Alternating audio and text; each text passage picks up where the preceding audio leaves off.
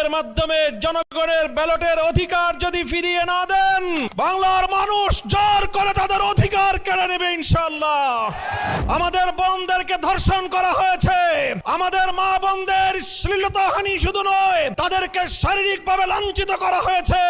পুরনো ফ্যাসিবাদীদের সাথে সখ্যতা গড়ে বাংলাদেশের রাজনীতিতে যদি তাদেরকে প্রবেশ করবার সুযোগ তৈরি করে দিতে চান, তাদেরকে দিল্লিতে বিতাড়িত করা হবে।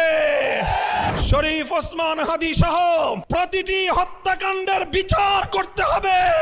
জুলাই স্প্রিট থেকে যদি এক চুল পরিমাণ বাংলাদেশকে বিচ্যুত করার ষড়যন্ত্র করা হয়, জুলাই যোদ্ধারা আবার মাঠে নামবো, আবার মাঠে নামবো, আবার মাঠে নামবো ইনশাআল্লাহ। আসসালামু আলাইকুম ওয়া রাহমাতুল্লাহ। এর মাধ্যমে জনগণের ব্যালটের অধিকার যদি ফিরিয়ে না দেন, বাংলার মানুষ জোর করে তাদের অধিকার কেড়ে নেবে ইনশাআল্লাহ। আমাদের বোনদেরকে ধর্ষণ করা হয়েছে, আমাদের মা বোনদের শ্লীলতাহানি শুধু নয়, তাদেরকে শারীরিকভাবে লাঞ্ছিত করা হয়েছে। পুরনো ফ্যাসিবাদীদের সাথে সখ্যতা গড়ে বাংলাদেশের রাজনীতিতে যদি তাদেরকে প্রবেশ করবার সুযোগ তৈরি করে দিতে চান, তাদেরকে দিল্লিতে বিতাড়িত করা হবে।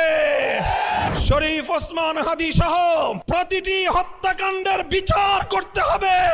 জুলাই স্প্রিট থেকে যদি এক চুল পরিমাণ বাংলাদেশকে বিচ্যুত করার ষড়যন্ত্র করা হয়, জুলাই যোদ্ধারা আবার মাঠে নামবো, আবার মাঠে নামবো, আবার মাঠে নামবো ইনশাআল্লাহ। আসসালামু আলাইকুম ওয়া রাহমাতুল্লাহ।